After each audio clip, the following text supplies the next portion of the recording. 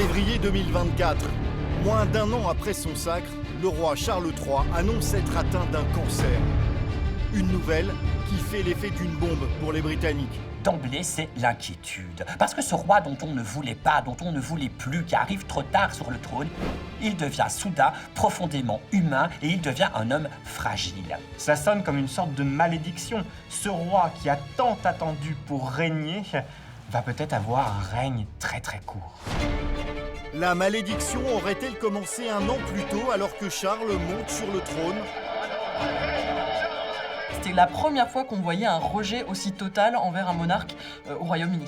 Alors au cœur de la tourmente, comment asseoir sa légitimité ? Certains Britanniques veulent se détacher de la figure de Charles III, que finalement, le ciment de ce Royaume-Uni, de ce Commonwealth, c'était Élisabeth II. Connu pour son mauvais caractère, pourra-t-il remplacer sa mère dans le cœur de son peuple ? Voilà, on est sur un monsieur qui a un caractère assez volcanique et qui réfrène moins ses émotions que le faisait sa mère. Et c'est vrai qu'il se murmure qu'il a beaucoup de petits caprices. Des années auparavant, Charles, alors prince de Galles, avait déjà profondément déçu les Britanniques. Car derrière son mariage de conte de fées, se cachait en réalité une autre femme. Charles dit à Camilla qu'il lui manque tellement, qu'il a tellement envie de la revoir, qu'il aimerait, puisqu'il ne peut pas être avec elle et qu'il en est empêché, devenir un tampon hygiénique pour vivre à l'intérieur de Camilla. Ça fait un tollé, parce que déjà, on n'imagine pas du tout un prince de Galles s'exprimer de cette manière, et en plus de ça, on découvre qu'il a une relation adultère. Tombé en disgrâce au décès de Lady Di, comment Charles réussira-t-il à sauver son image dans l'opinion publique ? Charles et Camilla sont véritablement les ennemis publics numéro 1 en Angleterre.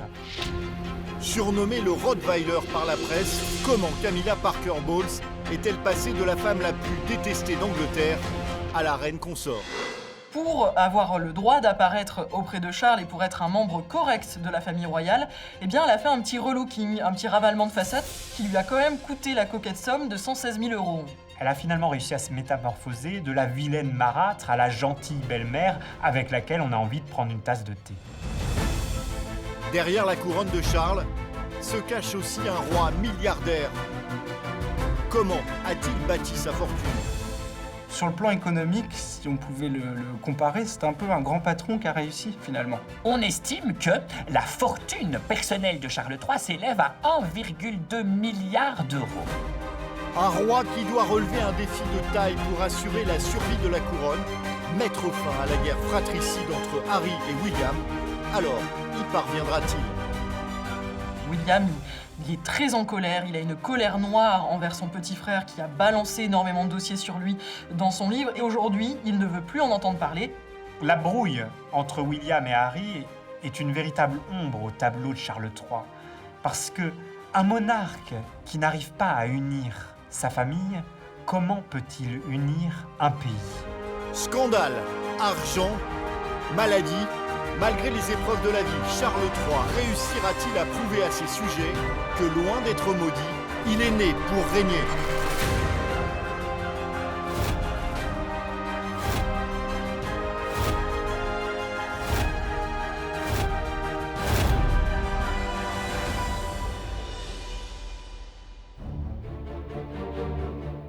Le 5 février 2024 au soir, un communiqué émanant de Buckingham Palace plonge le Royaume-Uni dans l'effroi. On y apprend que le souverain Charles III est atteint d'un cancer. On a expliqué que le roi subissait une intervention de la prostate, une intervention assez bénigne, et qu'à l'occasion de cette intervention, il avait été diagnostiqué, je cite, une forme de cancer. Voilà comment les Britanniques, le Commonwealth, les plus de 2 milliards de sujets de Sa Majesté ont appris le cancer de Charles III. Révolution de palais, puisque c'est la première fois qu'on va à ce point dans l'intimité d'un souverain et qu'on connaît vraiment la cause de sa maladie. Préalablement, si on remonte à Élisabeth II, elle était quasiment mourante, il a fallu qu'elle soit alitée et qu'on soit presque certain qu'elle ne puisse pas se relever avant que le palais nous dise qu'il y a comme un léger problème avec la reine. Une annonce inédite pour la royauté, mais qui n'en reste pas moins mystérieuse. personne à ce jour ne sait de quelle forme de cancer souffre Charles III. Donc c'est une avancée dans la communication de la famille royale, mais en même temps, on sait tout et on ne sait rien. Ce communiqué qui était là pour rassurer les Britanniques a finalement plus inquiété qu'autre chose. Eh bien, d'emblée, c'est l'inquiétude. Parce que ce roi dont on ne voulait pas, dont on ne voulait plus, qui arrive trop tard sur le trône, il devient soudain profondément humain et il devient un homme fragile. Scruté par la presse internationale, à l'affût de la moindre information sur son état de santé. Cette nouvelle a choqué et elle est à la une de tous les journaux ici. Le roi Charles III est même traqué à sa sortie de la London Clinic, au bras de Camilla, suite à son intervention de la prostate. Comment vous sentez-vous? Cette maladie fragilise le roi dans l'exercice de son pouvoir. Contraint de se mettre en retrait de ses fonctions officielles. Un roi qui avait pourtant déjà attendu ses 74 ans pour régner. C'est un vrai coup dur pour la couronne britannique, ce cancer de Charles III annoncé, parce que Charles, c'est un homme qui a attendu toute sa vie dans l'antichambre du pouvoir. Moins d'un an après son couronnement, la fatalité lui tombe dessus. Ça sonne comme une sorte de malédiction. Ce roi qui a tant attendu pour régner va peut-être avoir un règne très très court. Autre source d'inquiétude pour les Britanniques, savoir quel sera le traitement de Charles III, connu pour avoir des positions controversées en matière de santé. Charles, c'est un roi assez particulier quand on parle de santé, parce qu'il est un pro de l'homéopathie. Et donc on s'est dit, bon, il a un cancer, comment va-t-il se soigner? Par la voie classique, ou va-t-il justement utiliser l'homéopathie, dont on n'est vraiment pas sûr sur ce genre de maladie? Lorsque Charles est devenu roi, il a nommé à la tête de la maison médicale le docteur Dickson, qui est fortement contesté. Pourquoi? Parce que selon lui, il faut vraiment se soigner à base de plantes.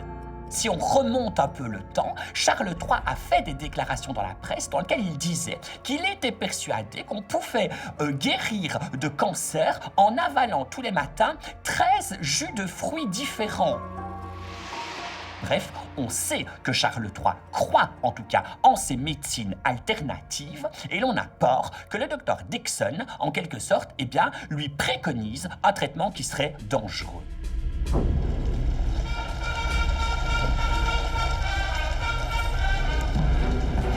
Lorsque 10 mois plus tôt, Charles III monte sur le trône à l'âge de 74 ans, il souffre déjà de plusieurs problèmes de santé particulièrement inquiétants. On sait qu'il a fait énormément de polo pendant des années et que ça lui a créé beaucoup de problèmes notamment au niveau des vertèbres. Harry raconte en effet dans son livre qu'il fait le poirier tous les matins pour apaiser ses douleurs. On sait aussi qu'il a des problèmes de circulation, les fameux finger sausage, ces espèces de doigts extrêmement gonflés. Ses doigts sont particulièrement boudinés. Il y a d'ailleurs même une boucherie célèbre en Angleterre qui a créé les saucisses Charles III en forme des doigts du roi. C'est un kit qui comporte 10 saucisses. On ne peut pas dire que Charles III, à 75 ans, soit en très bonne santé. D'ailleurs, quand Élisabeth II était encore en vie, on disait que Charles III n'était pas en meilleure santé qu'elle. C'est un jeune roi, mais c'est aussi un homme d'âge mûr, donc finalement, il fait face aux problèmes de tout un chacun. Face à la maladie, le royaume est contraint de s'organiser. Charles III peut compter sur la firme pour le suppléer dans ses obligations, à commencer par son plus fidèle membre, Camilla Parker Bowles, son épouse dévouée. La famille royale britannique est quelque chose de très bien rodé et très bien organisé. Donc quand il y a un maillon manquant, si je puis dire, momentanément, eh bien il y a des éléments qui viennent se replacer pour le remplacer. Donc Charles III peut compter sur son épouse, la reine Camilla. Quasiment tous les jours depuis ce communiqué, elle a été présente pour représenter la couronne finalement. Camilla, elle ne s'attendait pas à devoir assurer ce rôle-là. Déjà, il faut savoir que Camilla, être reine, ça ne l'intéressait pas. C'est un petit peu par la force des choses qu'elle l'est devenue, mais c'est quelqu'un qui préfère rester au coin du feu avec un livre entre les mains, plutôt que d'aller comme ça sur le front pour se montrer. Parce que Camilla, c'est une personne très réservée.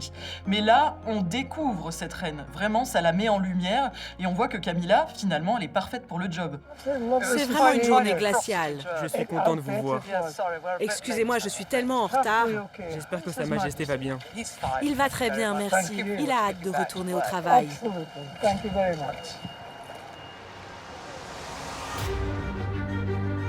Mais selon des bruits de palais, travaillant sans relâche depuis plusieurs semaines à la place de son époux, la reine Camilla commencerait à montrer des signes de fatigue. Et donc elle a assuré 3 fois plus de jobs que d'habitude. C'est une dame qui a plus de 75 ans. Elle n'a pas compté ses efforts, elle est fatiguée. Donc elle va prendre quelques jours de repos, elle va souffler un petit peu. En temps normal, William, le prince de Galles, numéro 1 dans l'ordre de succession, serait le plus légitime pour assurer les obligations de son père malade. Mais voilà, depuis le 17 janvier 2023, sa vie à lui a elle aussi basculé.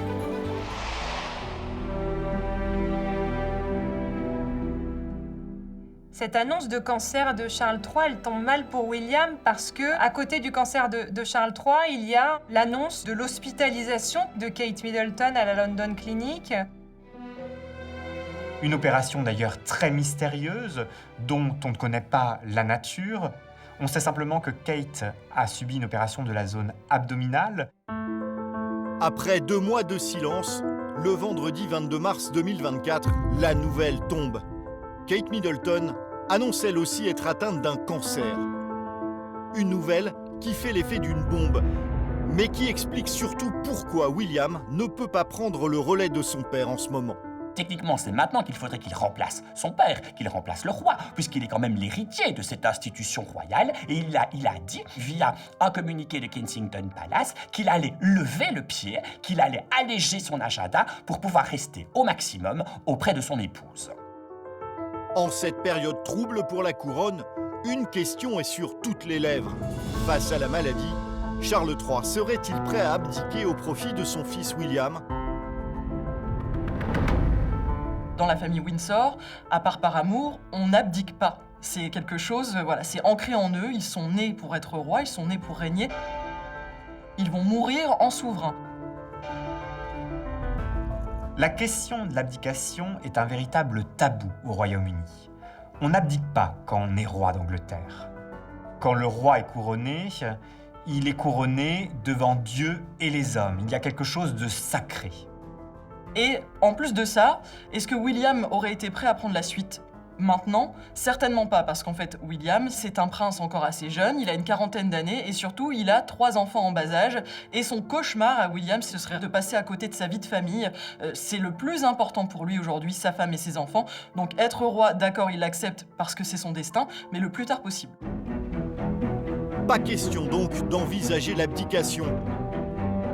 D'autant plus que malgré la maladie, Charles III continue coûte que coûte à gérer les affaires courantes. Charles III, c'est un roi au travail, donc il est malade, certes, les affaires d'État, il va continuer à les gérer. De toute façon, les médecins lui avaient dit, après l'annonce de ce cancer, qu'il se serait bien quand même pendant au moins 1 mois qu'il soit au repos total. Bon, au bout de 3 semaines, il avait de nouveau rendez-vous avec Rishi Sunak, donc le Premier ministre. Toute la durée de son traitement, le roi Charles III ne se cache pas. Et ça, c'est tout à fait inédit. On le voit sur les réseaux sociaux où il consulte les nombreux courriers, les nombreuses lettres que lui envoient les Anglais et beaucoup de personnes aux 4 coins du globe. On le voit très ému de recevoir des courriers. Et ça aussi, c'est assez étonnant dans la famille royale. On ne montre pas ses sentiments. Mais là, Charles a montré qu'il était très touché par justement toute cette vague de soutien. Et voilà, il veut surtout montrer qu'il va bien. Même s'il se veut combatif, comme tous ses ancêtres avant lui, Charles III a le devoir d'anticiper le pire, à savoir son propre enterrement. Dans la famille royale, il y a un petit rituel qui peut sembler glauque et très bizarre pour le commun des mortels, c'est qu'on prépare sa mort. Et on la prépare assez tôt, surtout quand on devient roi, c'est quelque chose auquel on réfléchit. Comme tout souverain d'Angleterre, les funérailles de Charles III sont déjà prêtes. Le nom de code ici sera Menai Bridge. Pourquoi Menai Bridge? Parce qu'il est resté très très longtemps prince de Galles et que c'est tout simplement le pont le plus important du pays de Galles. Le roi Charles III, lui, prépare, répète même ses propres funérailles, sa propre mort. Et donc tout est organisé, tout est millimétré. C'est même lui qui choisit ce que l'on va jouer au moment de ses funérailles. Charles III organise, il a des réunions pour organiser ses propres funérailles et rien n'est laissé au hasard dans cette opération Menai Bridge. 1 an et demi plus tôt, Charles, alors prince de Galles, avait été confronté à une autre épreuve, celle du décès de sa mère, Élisabeth II.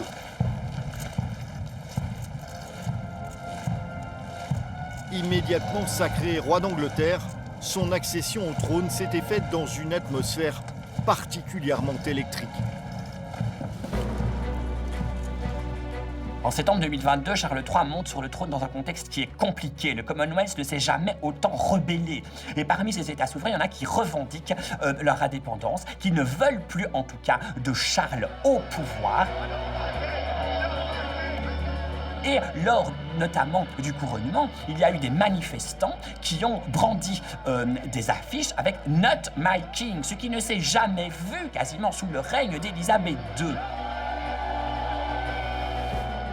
Ça montre justement que certains Britanniques veulent se détacher de la figure de Charles III, que finalement, le ciment de ce Royaume-Uni, de ce Commonwealth, c'était Élisabeth II. Élisabeth II avait une cote de popularité qui crevait le plafond. C'était plus qu'une reine, c'était une légende. Donc tout ce qui était manifestation, remise en cause de la monarchie, c'était assez inaudible sous le règne d'Élisabeth II parce qu'elle était justement absolument intouchable. Donc voilà, c'était la première fois qu'on voyait un rejet aussi total envers un monarque au Royaume-Uni. Un nouveau roi malmené, à qui certains reprochent surtout de coûter trop cher aux Britanniques. À commencer par son sacre, des festivités qui ont duré 3 jours. Le sacre de Charles III aurait, nous dit-on, coûté la somme de 285 millions d'euros. À l'inverse, celui d'Élisabeth II a coûté 50 millions, donc c'est une différence notoire. Pourquoi ? En fait, le prix de ce sacre, finalement, revient à la sécurité, parce qu'on est dans une période vraiment très compliquée à ce moment-là. Vous avez en fait tous les chefs d'État les plus puissants du monde qui se sont retrouvés en un seul et même lieu, l'abbaye de Westminster, donc il fallait sécuriser tout ça. Donc du coup, ça a coûté énormément d'argent. Billets de banque ou encore timbres. Au coût du sacre s'ajoute tout ce qui doit changer dans le royaume avec l'arrivée sur le trône de Charles III. C'est un nouveau chapitre qui s'ouvre avec énormément de changements qui viennent derrière, puisque, on vous le rappelle, la reine Élisabeth II avait son visage sur la monnaie, il y avait un hymne avec God Save the Queen, et évidemment, quand Charles arrive sur le trône, il faut changer tout ça. Tout est à changer et ça coûte énormément d'argent, on parle de milliards d'euros. C'est pas la couronne qui paye tous ces changements, c'est le contribuable, et donc ça peut faire un petit peu grincer des dents. Charles, alors qu'on a du mal à chauffer nos maisons, on doit payer pour votre défilé. Les contribuables ont payé 100 millions pour vous. Pourquoi faire ?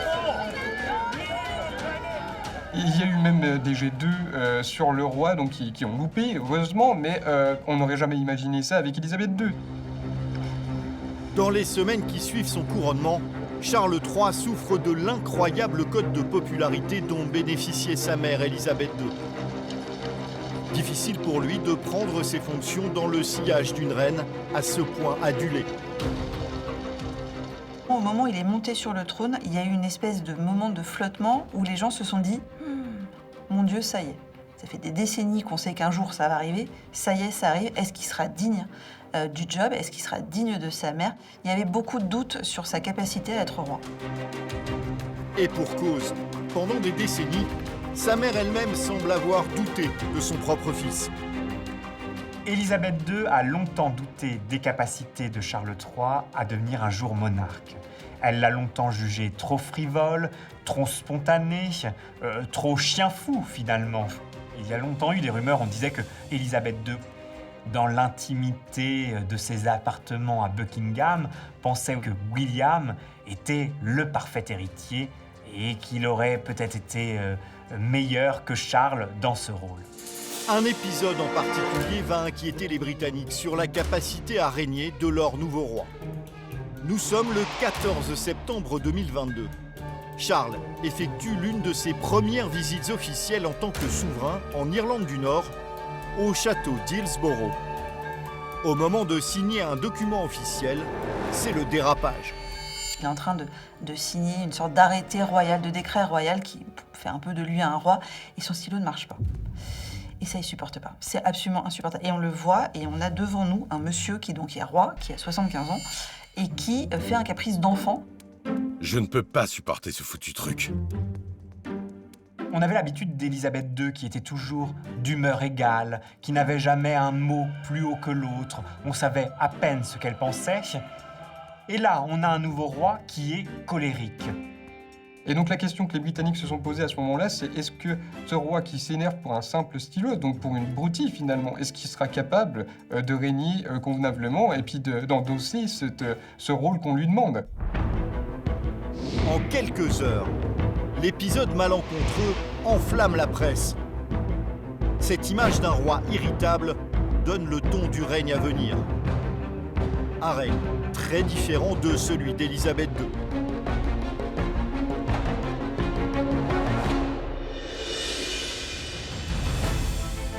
À commencer par le train de vie que Charles III a mené jusqu'à présent. Dans sa demeure de Clarence House, entouré de ses 120 domestiques, il est connu pour mener une existence particulièrement fastueuse. On a toujours dit que Charles, quand il était prince de Galles, vivait bien plus déconnecté du monde réel qu'Élisabeth II elle-même.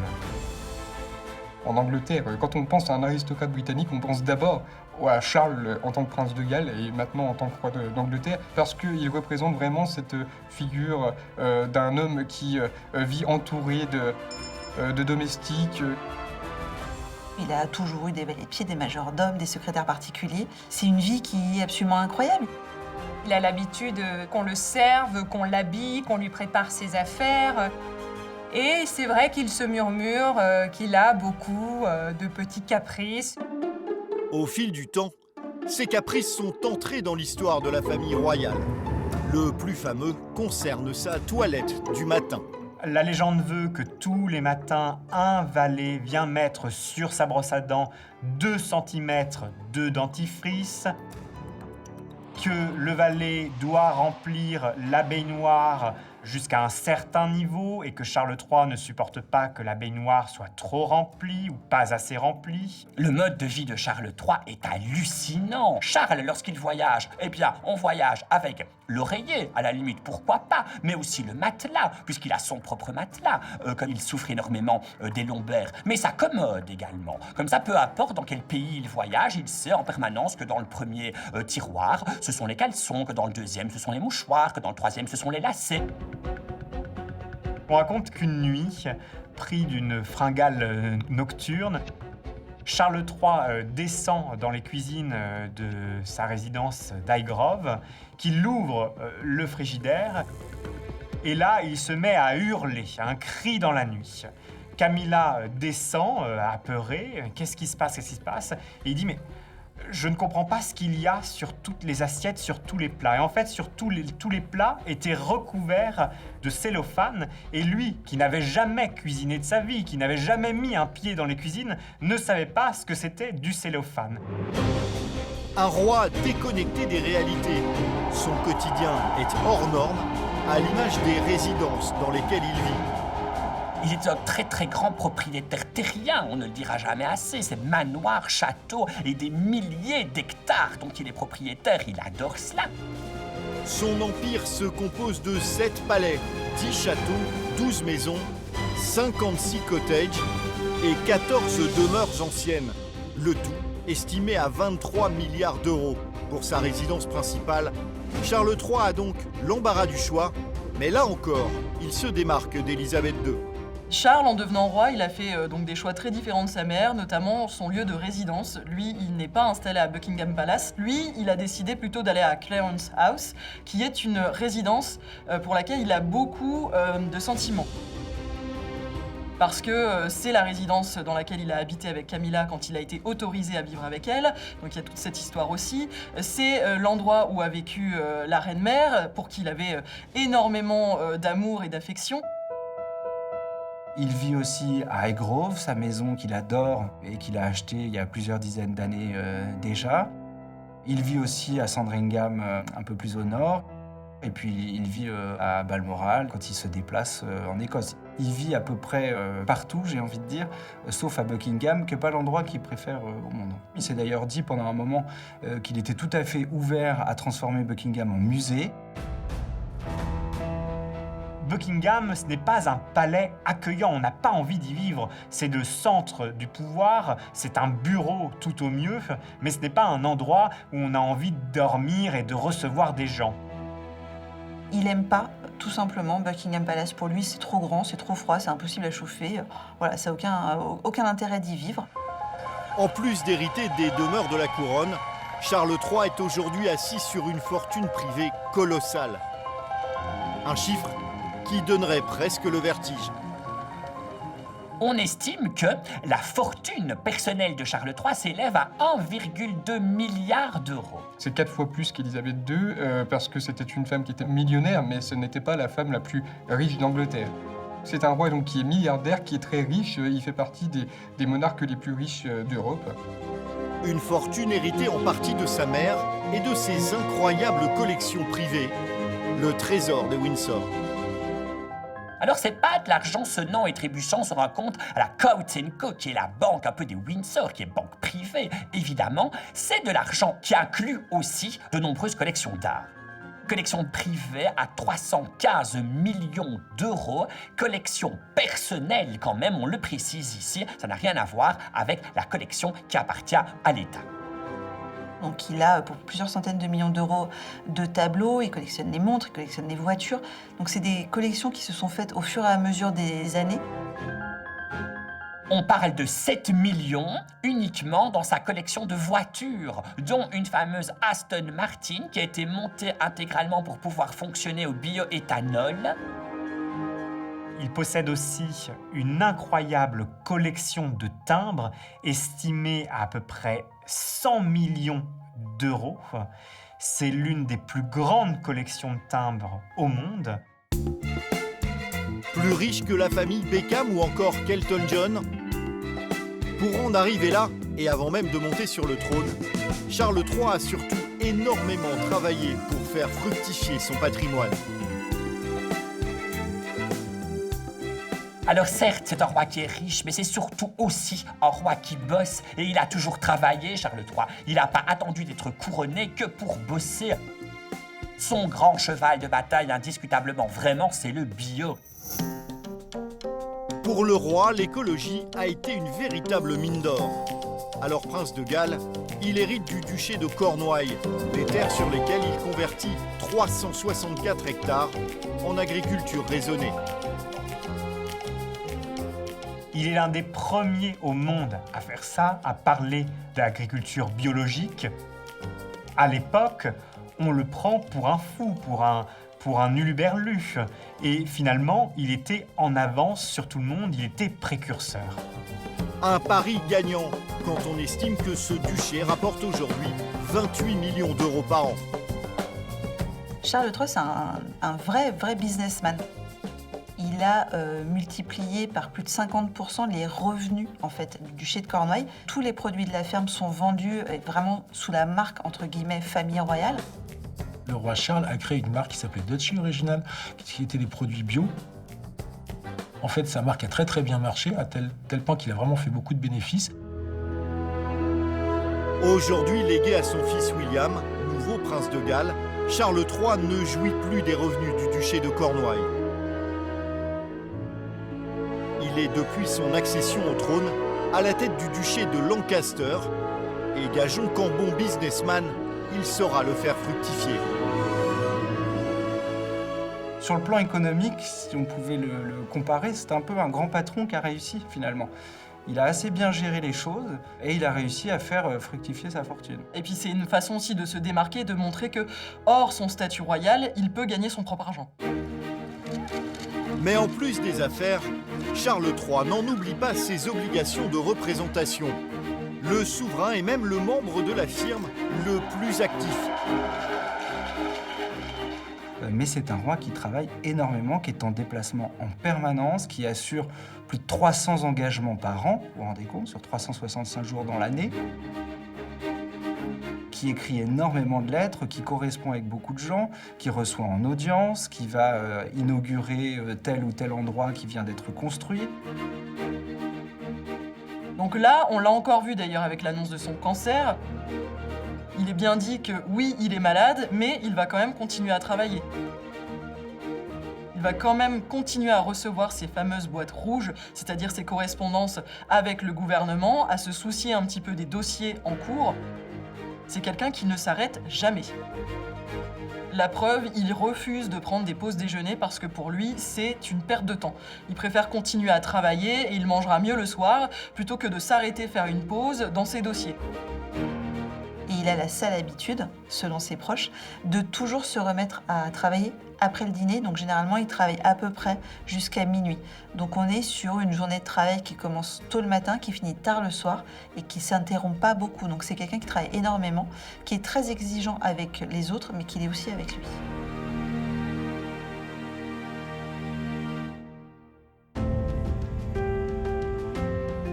Le rythme de vie de ce boulimique de travail, seule la reine Camilla peut le supporter.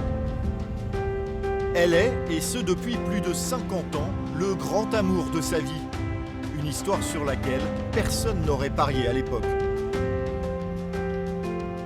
La grande histoire entre Charles et Camilla aurait débuté sur un terrain de polo qui est un peu leur passion commune. On est en 1971. Elle lui est présentée et elle lui dit... Du moins, c'est ce que raconte la grande histoire. Vous saviez que ma grand-mère était la maîtresse de votre grand-père? Et c'est comme ça que ça aurait commencé entre eux, en fait. Camilla Chand est blonde, elle a les yeux bleus, elle est drôle, elle est marrante, elle est sympathique, elle fume, elle boit, elle est légère. Et Charles tombe totalement sous le charme de cette jeune fille totalement libérée, très loin des côtés un peu empesés que peuvent avoir parfois certaines figures de l'aristocratie. Malgré ses sentiments, Camilla refuse les contraintes de l'institution monarchique. Pas question de mariage. Même son de cloche du côté de la reine. Et quand la reine apprend que Charles se rapproche d'une certaine Camilla Chand, elle se renseigne un petit peu sur la personne et ce qu'elle voit ne lui plaît pas. Parce que Camilla ne vient pas d'un milieu aristocratique. En plus de ça, c'est la fille d'un membre de la garde royale, et donc un membre de la famille royale n'a pas le droit d'être en couple avec ce genre de personne. Donc Camilla et Charles, ça ferait pas un très beau couple, ça serait pas bon pour la monarchie. C'était pas la bonne épouse pour Elisabeth II et pour l'ensemble des Windsor. Pourquoi? Parce qu'on cherchait à marier le futur roi. Celle qui devait être la future reine devait avoir un curriculum vitae irréprochable. Elle devait en quelque sorte être descendue d'un nuage. Elle devait être vierge, elle devait être aristocratique, elle devait être belle. Celle qui trouve grâce aux yeux d'Elisabeth II se nomme Lady Diana Spencer. Âgée de 20 ans à l'époque, elle a tout de la princesse de conte de fées.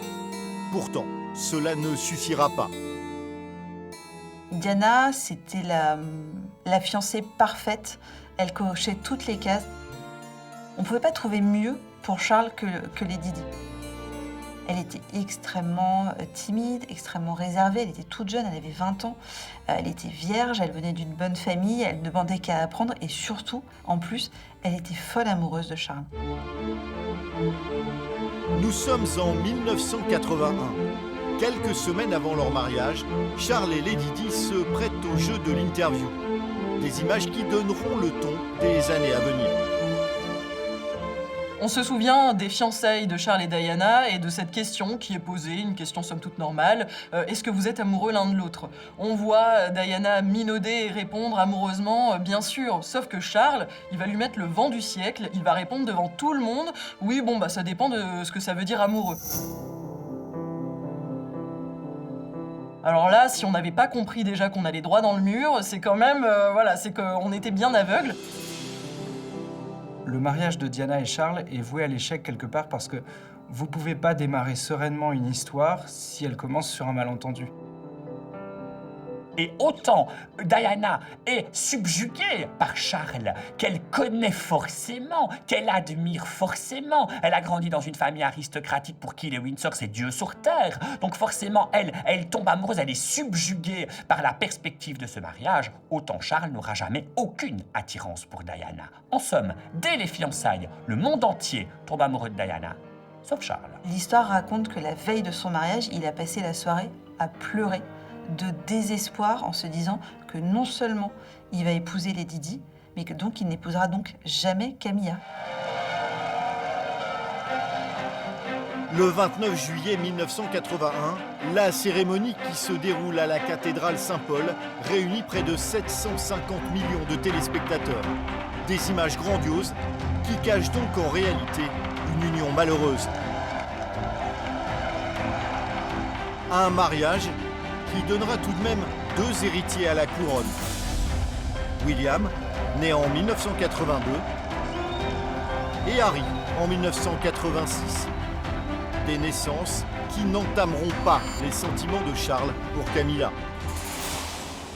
Et à partir de la naissance du prince Harry, Charles et Camilla vont reprendre leur liaison. Pourquoi ? Parce qu'en fait, rien ne va plus au sein du couple princier, au sein du couple Charles et Diana. En décembre 1992, après 11 ans de relations tumultueuses, le royaume déclare forfait et annonce officiellement la rupture entre Lady Di et le prince Charles. Pour les Britanniques, c'est un choc, mais ils ne sont pas au bout de leur peine. Quelques mois plus tard, un énorme scandale explose dans la presse. On y découvre alors la liaison qu'entretient Charles avec Camilla. En fait, c'est une discussion téléphonique entre Camilla et Charles qui a été interceptée par des CB à l'époque, des fréquences radio, et dans laquelle on entend Charles avoir une discussion très coquine avec Camilla.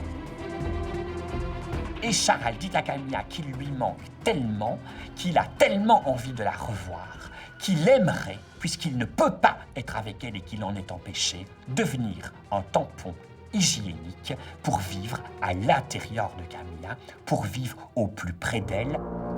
La publication de cette conversation téléphonique privée scandalise les Britanniques.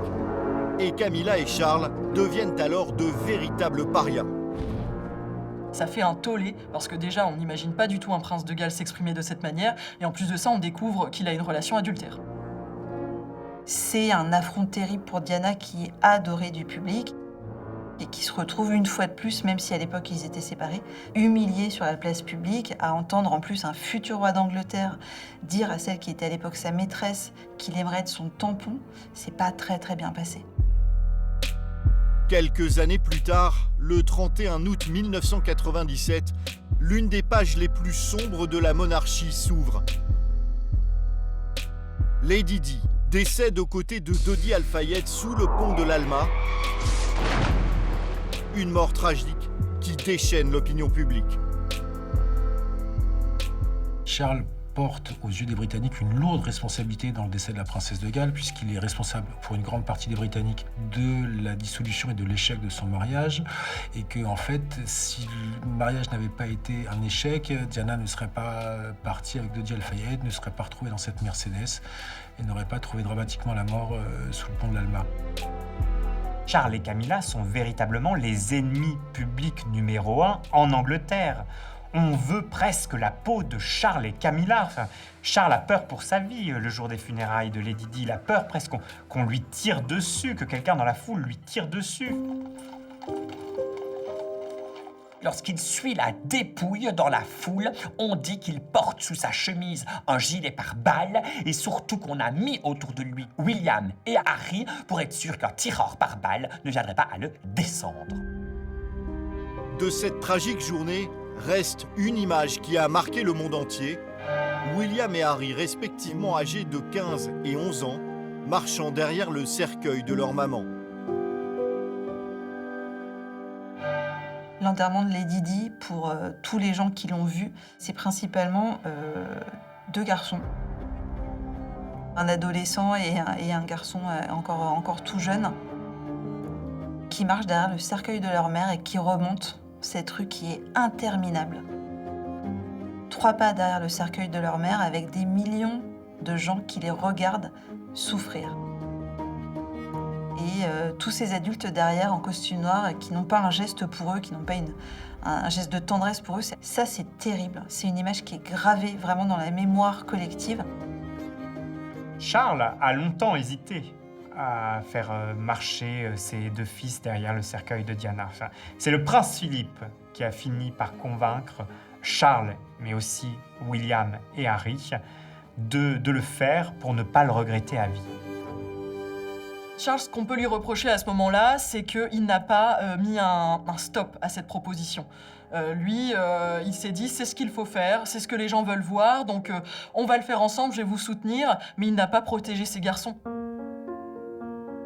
Au lendemain du décès de Lady Di, Charles est au plus bas dans les sondages. Il va alors se lancer dans une grande opération séduction pour reconquérir le cœur des Britanniques. Première étape, reprendre en main son rôle de père de famille. Charles, dans cette période assez compliquée, il décide de se montrer et de montrer qu'il est présent pour ses enfants. Juste après la mort de Lady Di, Charles va être un père irréprochable. Il va même annuler certains de ses engagements officiels pour emmener Harry chez le dentiste. Il va être là pour tous les anniversaires, pour tous les moments importants de la vie de ses 2 fils, ce qu'il ne faisait pas avant le décès de Diana. En fait, il se met en scène avec ses enfants pour montrer que voilà, c'est aussi pour son image de marque à lui. Je fais de mon mieux pour essayer de pallier à la disparition de leur mère. Donc je suis là, je suis présent, on passe des moments ensemble. C'est une démarche qui est aussi calculée en tant que prince. Parce qu'il le sait, les Anglais ont une mauvaise image de lui, donc il doit se montrer d'autant plus présent pour ses garçons et aussi le montrer dans la presse anglaise. Deuxième étape du plan de communication de Charles, vivre enfin au grand jour son histoire d'amour avec Camilla Parker Bowles. D'emblée, Charles, lorsqu'il perd Diana, eh bien, lui se dit, mais au fond, ça va être l'occasion pour moi de tenter de faire un peu aimer Camilla par la population, ou en tout cas, ne serait-ce peut-être pas le moment de commencer à la présenter. Alors pour cela, il engage un expert de la communication qui est Mark Bolan, et Mark Bolan va travailler beaucoup à l'image de Camilla. Mark Boland va travailler main dans la main avec la presse anglaise pour donner une autre image de Camilla Parker Bowles, qui à l'époque est considérée comme la vilaine sorcière. Pour plaire aux Anglais, Camilla va devoir se montrer exemplaire en tant que belle-mère, un rôle qui pourrait bien faire basculer l'opinion publique. Mark Bolan fait savoir à la presse par des voix détournées qu'en fait, il y a eu une rencontre entre Camilla et le prince William. Parce que tout le monde se serait dit, bon, William, très attaché à sa mère, c'est quand même lui qui glissait des mouchoirs en dessous de la porte de la salle de bain pour la consoler. Jamais il n'acceptera Camilla dans sa vie. Jamais. Mais en fait, ce qui s'est passé, c'est que quand ils se sont rencontrés, ça s'est plutôt bien passé. Donc ils font fuiter cette histoire en disant « Regardez, William a accepté Camilla, donc vous n'avez pas d'autre raison que de l'accepter aussi. » Et ça marche. Grâce à Mark Boland, le couple autrefois détesté peut enfin se montrer au grand jour. On assiste à la première apparition publique du couple Charles et Camilla en novembre 1999 lorsqu'ils sortent du Ritz lors d'une soirée donnée pour les 50 ans du prince Charles. Camilla sort au bras de Charles devant tous les photographes du monde entier. Elle est pétrifiée, mais c'est une première sortie, c'est un premier pas. Et pour finir de conquérir les Britanniques, Camilla ne va pas compter ses efforts. pour avoir le droit d'apparaître auprès de Charles et pour être un membre correct de la famille royale, eh bien elle a fait un petit relooking, un petit ravalement de façade qui lui a quand même coûté la coquette somme de 116 000 €. Elle subit presque une métamorphose totale où elle passe entre les mains de grands couturiers, elle passe enfin entre les mains d'un coiffeur, on refait la coloration de ses cheveux, elle refait faire l'intégralité de ses dents, elle fait un régime, elle apprend à moins à boire. Camilla, elle aime bien quand même lever le coude, c'est la campagne, c'est l'Écosse beaucoup, c'est le whisky, elle aime ça. Donc bref, elle s'astreint vraiment à un régime, elle change terriblement physiquement. Elle a finalement réussi à se métamorphoser de la vilaine marâtre à la gentille belle-mère avec laquelle on a envie de prendre une tasse de thé. Une métamorphose qui va même séduire jusqu'à Élisabeth II. En 2005, la reine autorise son fils Charles à enfin convoler en juste noces avec Camilla. Une union qui ravit aussi le cœur des sujets de Sa Majesté. On est parti dans les yeux des Britanniques d'une espèce de Cruella mauvaise et terrible à l'image d'une femme plutôt aimante qui est là pour sa famille. Quand je dis sa famille, c'est du coup la nation, qui soutient son mari, qui le remplace dans ses fonctions lorsque c'est nécessaire. Donc elle a aujourd'hui une image beaucoup plus assagie, effectivement, d'une femme qui est solide et qui est toujours là, quoi qu'il arrive. Et d'ailleurs, elle a toujours été là, quoi qu'il est arrivé. Aujourd'hui reine, Camilla a su imposer en douceur sa marque de fabrique, celle d'une grand-mère aimante et protectrice qui fédère autour d'elle son clan. Malgré elle, la famille royale se modernise en devenant une famille recomposée. Parce qu'aujourd'hui, les enfants de Camilla et les petits-enfants de Camilla font partie du cercle proche du couple royal. Après, Laura et Tom Parker Bowles, les enfants de Camilla, ont toujours essayé d'être discrets parce qu'ils savent qu'ils intéressent la presse anglaise, ils savent qu'ils intéressent les tabloïds. Elle est parfaitement consciente que ses enfants ont beaucoup souffert à cause d'elle, à cause en tout cas de l'histoire qui l'unit à Charles. Ça a été difficile en tant que mère de les voir supporter ça. Et donc effectivement, il y a une espèce de don't touch autour de ses enfants. On les laisse tranquilles. Ils ont assez souffert à l'époque. Maintenant, on les laisse tranquilles. Le portrait de cette grande famille royale recomposée pourrait presque être parfait s'il n'y avait pas aujourd'hui une ombre au tableau. Celle d'Harry et de sa femme Meghan Markle qui ont quitté leur fonction royale en 2020 pour s'installer aux États-Unis. Pourtant, malgré cette rupture, le duc de Sussex veut se montrer présent dans les moments difficiles. À l'annonce du cancer de Charles III, la réaction d'Harry est quasi immédiate, c'est-à-dire qu'il prend tout de suite un avion pour rentrer en Grande-Bretagne et voir son père. Il est brouillé depuis des mois, hein, on le sait, c'est très compliqué avec Charles, c'est très compliqué avec son frère, le prince William. Donc il s'est dit, je vais à Londres, peut-être que je serai mal accueilli, tant pis, mais j'y vais, je vais montrer que je peux être proche de mon père et je vais à son chevet et s'il a besoin de moi, je me tiens présent à ses côtés. Évidemment, pendant les 11 heures de vol, il s'est très certainement imaginé des retrouvailles assez émouvantes vu le contexte.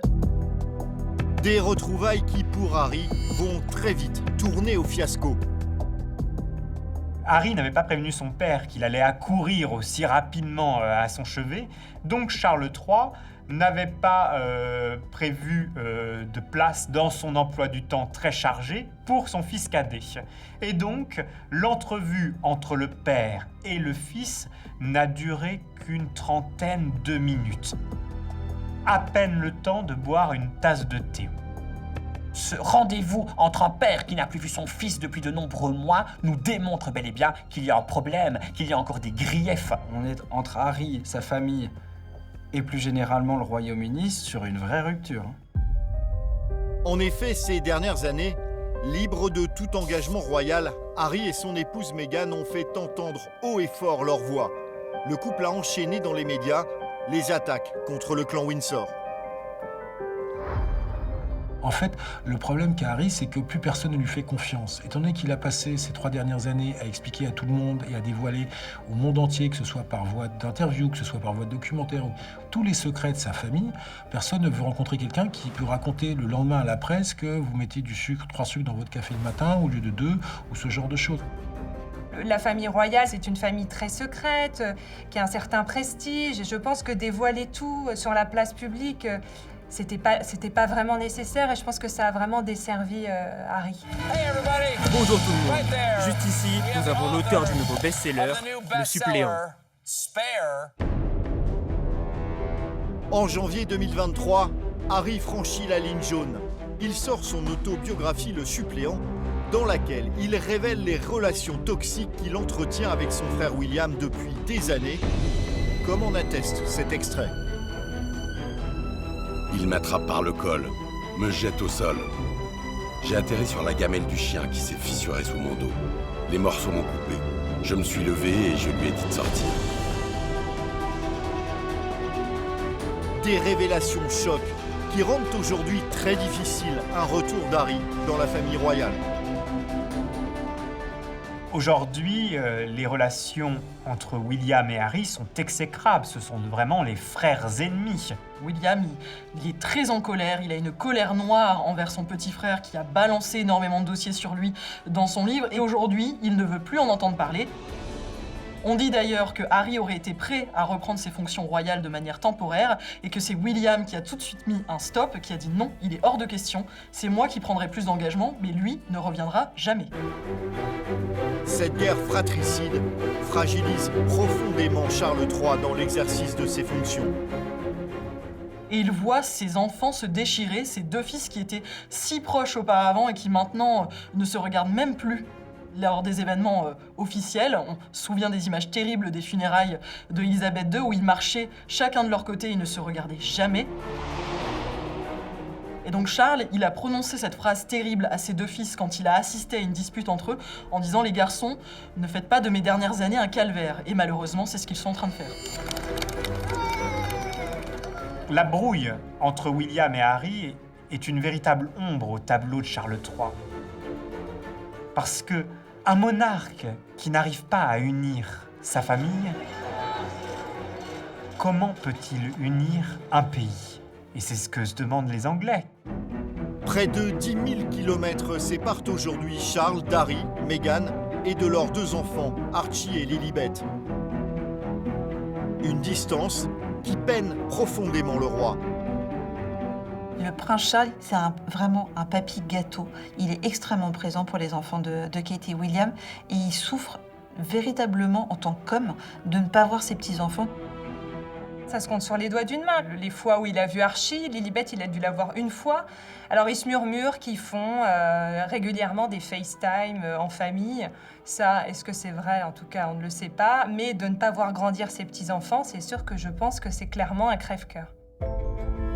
Une rupture sur fond de trahison que Charles III était très loin d'imaginer. Bien au contraire, quelques années plus tôt, il était même le premier à soutenir Harry et son épouse Meghan face à l'institution monarchique. Et il ne faut pas oublier qu'il aimait beaucoup Meghan Markle. C'est lui qui l'a conduite à l'hôtel quand elle a épousé son fils. Ils avaient une vraie relation. Il l'a accueilli à bras ouverts dans la famille royale parce que lui, ayant justement vécu cette espèce de froideur de la famille royale, il avait à cœur que Meghan ne passe pas par là.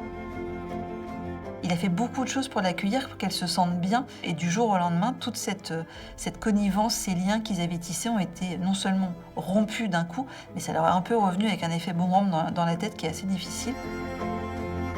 Meghan, elle devait être la nouvelle icône de la famille royale. Elle devait être la représentante de la modernité de la famille royale. Elle devait dépoussiérer cette monarchie.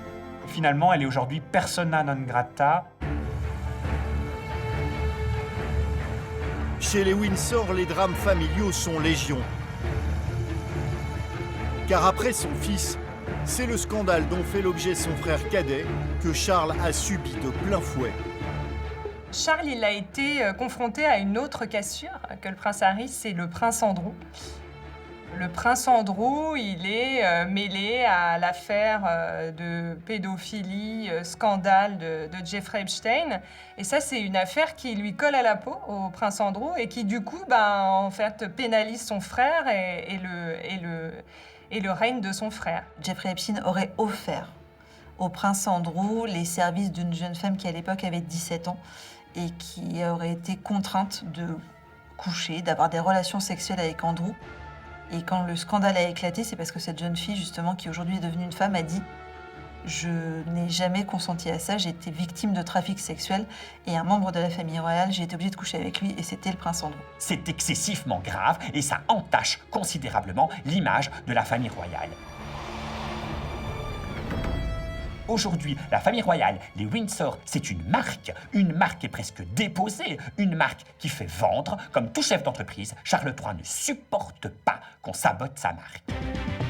Pour sauvegarder la réputation de la royauté, Charles III a pu compter sur l'intervention discrète de son fils aîné, le prince de Galles.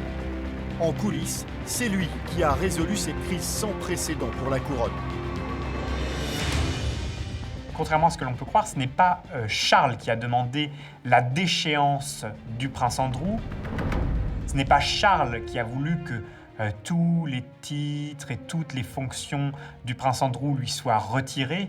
C'est le prince William qui, en coulisses, a œuvré pour convaincre son père et sa grand-mère, qui était encore vivante à l'époque, Élisabeth II, de tout retirer à Andrew, de le destituer. Pour faire partie de cette famille extraordinaire, il faut défendre avec fougue les valeurs de la royauté et les propager à travers le monde.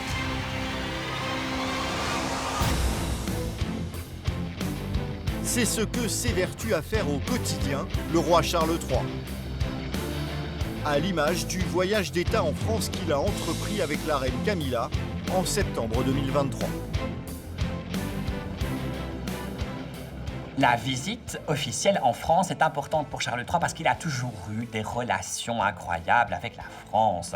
On rappelle que Élisabeth II, lors d'un de ses premiers déplacements, choisit elle aussi la France et qu'elle est enceinte de Charles alors que le grand public ne le sait pas encore lorsqu'elle est reçue à l'époque au palais de l'Élysée. Donc la France a toujours fait partie de la vie de Charles III. Il n'était pas encore de ce monde que déjà il venait en France.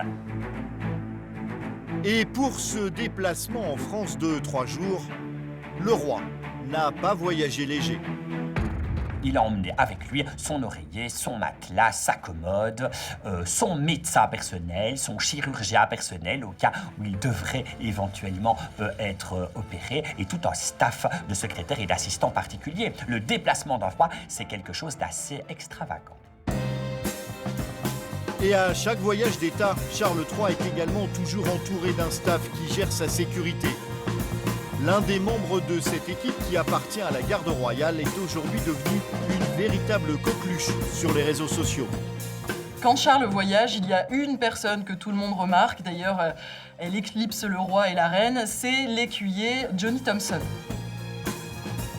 Surnommé Johnny Hot Tea sur les réseaux sociaux parce que c'est un écuyer qui est très séduisant. C'est un homme qui répond en fait à toutes les exigences, qui est là, qui est vraiment le bras droit en fait de Charles III. Et aujourd'hui, par rapport à cette tempête médiatique et par rapport à toute cette fascination qu'il a provoquée sur la toile, maintenant il est plus en retrait, Johnny Thompson, et il ne sera plus sous le feu des projecteurs parce qu'il le vivrait très mal. Point d'orgue de cette visite en France, le dîner d'État donné à Versailles en l'honneur du roi et de la reine. Une soirée exceptionnelle avec 160 invités triés sur le volet. Le président de la République sait bien que Charles III est un profond amoureux de la France, de son histoire, de son patrimoine, et que ça lui ferait plaisir de le recevoir à Versailles. C'est pour ça qu'il a été décidé de faire ce grand dîner à Versailles dans la Galerie des Glaces. La liste des invités pour un tel dîner est un véritable casse-tête protocolaire. Déjà, les places sont limitées, hein. La Galerie des Glaces est immense, bien sûr, mais on ne peut pas mettre des centaines et des centaines de personnes à l'intérieur. Donc il a fallu choisir des personnalités qui représentaient plusieurs domaines. Le sport, les grandes entreprises et bien sûr aussi les arts. Et on sait que Charles III y est très sensible. Il y avait par exemple Mick Jagger ou Hugh Grant, qui sont connus pour être des Anglais très francophiles. Parmi les invités, le photographe et réalisateur Yann Arthus Bertrand se souvient d'une soirée où tout n'était que splendeur et richesse. C'est un grand truc officiel, quoi. Donc on t'emmène à ta place. Et puis, bon, voilà, mais c'était très beau, un très bel endroit. Mais je me suis vraiment fait la réflexion, c'était un dommage qu'il n'y ait pas eu des Français, tu vois, un facteur, un agriculteur, parce que c'était tellement beau, c'était vraiment ce qu'on aime en France, quoi. Le château de Versailles, les lumières, la belle porcelaine, c'était très impressionnant. Et je me suis dit, c'est dommage qu'il n'y ait pas eu de vrais Français qui étaient là pour participer, pour profiter de tout ça. Voilà, de ne pas faire partie de ce petit monde, tu vois, fermé, où tout le monde se connaît. Le clou du spectacle, l'immense table dressée dans la Galerie des Glaces. Les services de protocole de l'Élysée ont décidé de dresser une seule table, comme ça avait été fait à l'époque pour le premier voyage officiel d'Élisabeth II, comme ça tout le monde peut se targuer d'avoir dîné à la table du roi. Oui, vous étiez dans la même pièce que le roi Charles, mais bien sûr, vous n'alliez pas lui parler, lui taper sur l'épaule pour lui faire la bise. Ça, c'était hors de question. La plupart des invités n'ont pu adresser tout au mieux qu'un petit hello à leur majesté. Lors de cette soirée, seul un petit groupe de privilégiés a pu saluer le roi de plus près. Finalement, il y a eu un petit groupe de personnalités, d'invités sélectionnés, une petite dizaine, qui ont pu passer 5 minutes en tête-à-tête, en quelque sorte, avec le roi et la reine, dans une petite salle à côté de la Galerie des Glaces. Comme il est venu vers moi, voilà, qui m'a parlé, les gens étaient étonnés, je ne suis pas copain avec lui, mais il y a une relation d'écolo à écolo, quoi, de gens qui est de la même famille, comme si on partage les mêmes valeurs. Et on n'est pas beaucoup comme ça, donc quand on se voit, on sait qu'on va parler de choses qui nous passionnent, qui nous intéressent. Et il m'a dit, Yann, n'oubliez pas, alors je lui ai dit, mais maintenant que vous êtes trois, vous n'allez plus pouvoir rien faire. Et il m'a dit, ne vous inquiétez pas, on va se revoir. Et il a demandé à son, je sais pas, à quelqu'un qui était avec lui, son secrétaire, de prendre mon téléphone pour m'appeler. Pour ce dîner, le roi et la reine ont vécu une véritable expérience gastronomique à la française. On voit tous les serveurs arriver de loin avec tous leurs plateaux comme ça, c'est assez rigolo. C'est très beau, c'était comme un bal. Et vraiment, c'est une pièce de théâtre, tout ça. La vaisselle venait de l'Élysée, la table avait été sublimement dressée avec des fleurs fraîches, etc. Donc on a fait tout ce que la France fait de mieux. Pour la partie purement gastronomique, on avait missionné les chefs les plus étoilés pour un repas absolument grandiose. Le menu qui a été servi à ces convives, c'était du homard bleu en entrée qui était réalisé par la chef étoilée Anne-Sophie Pic. Ensuite, il y avait de la volaille de Brest, donc là qui fait aussi honneur à la France par Yannick Aleno. Et puis Pierre Hermé et son fameux Ispahan et toute une déclinaison autour de la framboise. Et à tout cela, il faut en voir royal. Lui aussi, on sert un mouton château Rothschild qui est estimé quand même à 2700 € le magnum. Grand cru et mets d'exception, ce dîner en l'honneur du roi Charles III va faire couler beaucoup d'encre dans la presse française. On parle d'un dîner qui aurait coûté aux contribuables environ 6 millions d'euros. Alors la chose va choquer profondément. En effet, dans une période de crise économique presque sans précédent, Donc bien sûr que ce dîner à Versailles a choqué les Français qui le trouvaient complètement déconnecté de la réalité. Le fait que ça soit à Versailles, le fait que ça coûte aussi cher, on avait l'impression que le roi Emmanuel Ier recevait en son château. Si ce dîner a entaché l'image d'Emmanuel Macron, il n'a en revanche pas atteint Charles III.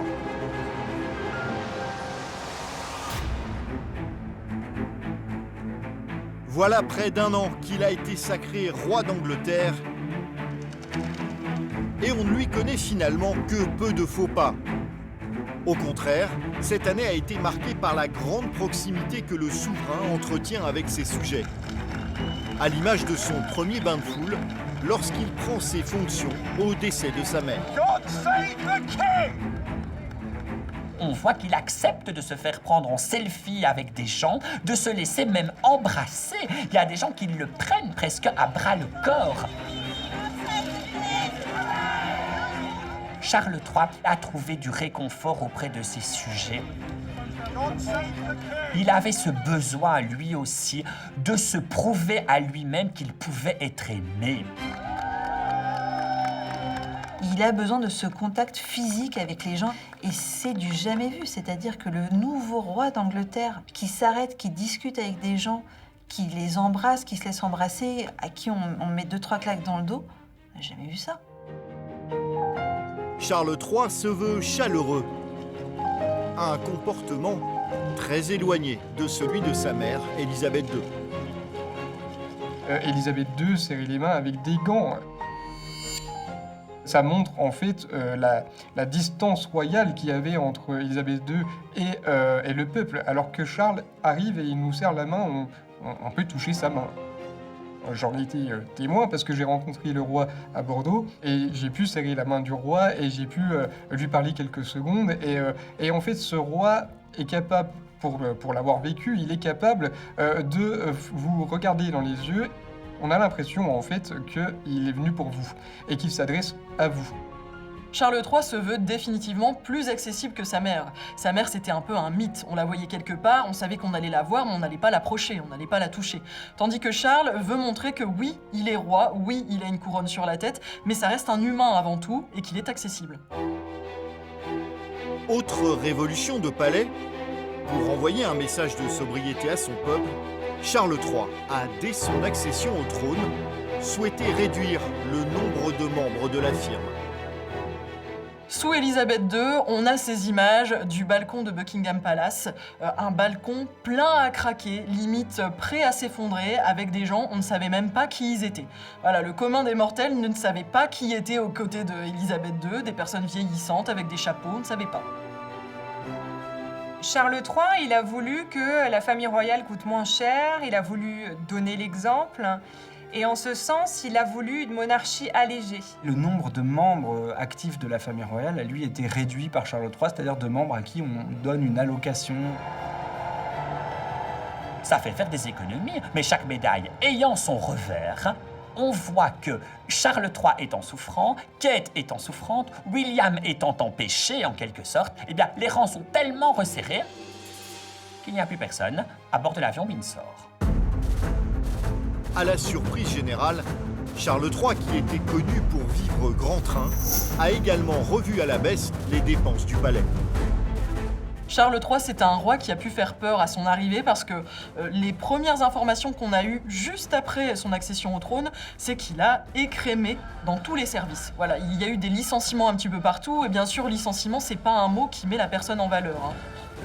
Ça fait un petit peu peur en se disant bon bah super, il arrive au trône et il vire des gens. Donc ça lui a donné une très mauvaise image. On estime que 20% de son personnel a été renvoyé, tout simplement parce qu'en fait il préfère limiter le nombre de personnes qui sont des secrétaires de secrétaires. Les palais étaient surchargés, il y avait aussi des équipes qui s'occupaient de certains membres de la famille royale où ils étaient beaucoup trop tout simplement. Donc il a tout recadré autour de tout le monde pour gagner de l'argent. Alors en fait, la monarchie britannique, pour qu'elle puisse durer, il faut qu'elle corresponde aux attentes du peuple. Et si on demande au peuple de serrer la ceinture, il faut que la monarchie serre la ceinture. Des économies que l'on retrouve même dans l'assiette du roi. Durant sa première année de règne, Charles III fait par exemple la chasse au gaspillage. Il ne supporte pas ça. En grand écologiste qu'il est, eh bien, il va vraiment veiller à ce que lors des repas, on ne jette pas. Lorsqu'il y a des aliments, eh bien, ça soit cuisiné à nouveau et servi le lendemain sous forme de terrine. Autre point sur lequel le roi a surpris tout le monde cette année, ses prises de position. Autrefois très engagé en tant que prince de Galles, en qualité de roi, il s'est montré très pondéré. Il y avait beaucoup de peur de la part des conseillers d'État au niveau du respect du protocole, puisqu'en tant que souverain, il n'a absolument aucune voix au chapitre en termes politiques. Il n'a pas d'opinion, on ne lui demande pas, il ne les donne pas. Or, Charles III, du temps où il était prince, passait son temps à faire des spider notes, c'est-à-dire qu'il recouvrait des petits mots de son écriture d'araignée, de pattes d'araignée, où il disait que machin était nul, truc a dit n'importe quoi, et bidule, il est vraiment mais incompétent. Ils avaient très très peur que cette énergie et que cette envie de peser et de dire son opinion, il continue de l'avoir de manière plus officielle une fois roi. Et en fait, tout le monde est assez rassuré puisqu'il a réussi à se canaliser, il a réussi à comprendre qu'en fait, en tant que roi, on n'attend pas du tout ça de lui. Il est là pour fédérer, il n'est pas du tout là pour dire du mal d'un tel ou pour créer des scissions. Il est là, il est roi, il est un peu au-dessus de la mêlée. Voilà. Eh bien finalement, Charles III, pendant sa première année de règne, n'a fait aucun faux pas. Finalement. Pourquoi ? Parce qu'il a continué à régner sur les pas de sa mère, il n'a pas fait de révolution plus que ça, comme on disait. Donc finalement, il se contente de respecter les désirs des Britanniques qui veulent qu'il soit neutre politiquement, qu'il fasse des économies, qu'il représente la couronne, qu'il les représente dans le monde. Souvent moqué et malmené lorsqu'il était prince de Galles, en devenant roi, Charles III a finalement su prouver à ses sujets qu'il avait les épaules pour assumer cette fonction suprême. Il a pu vraiment donner une image de celui qu'il était vraiment. Il est devenu très populaire et aujourd'hui on le voit avec l'annonce de sa maladie. Les Britanniques lui envoient énormément de soutien et se font beaucoup de soucis pour lui. Et il a réussi à retourner l'opinion publique, mais avec beaucoup d'élégance et d'efficacité. Il fait le job, il le fait très très bien et il a réussi finalement à se faire une place dans le cœur des Britanniques. C'était pas facile parce que sa mère prenait quand même beaucoup de place et en fait il a réussi quelque chose d'assez fort. En fait il a réussi à faire comprendre aux Britanniques il sera jamais comme sa mère. Ça ne deviendra jamais une sorte d'icône, une sorte de légende, presque une divinité comme l'était Élisabeth II. Il fera différemment, il fera à sa manière, c'est pas forcément moins bien, ce sera plus simple. Mais ce sera juste lui. Et en fait, c'est quelque chose auquel les gens ont totalement adhéré. Malgré les épreuves, en un an de règne, Charles III a su imposer sa patte. Celle d'un souverain accessible, proche de son peuple. L'image d'un homme stable et rassurant, qui est devenu au fil des mois un véritable père de la nation britannique.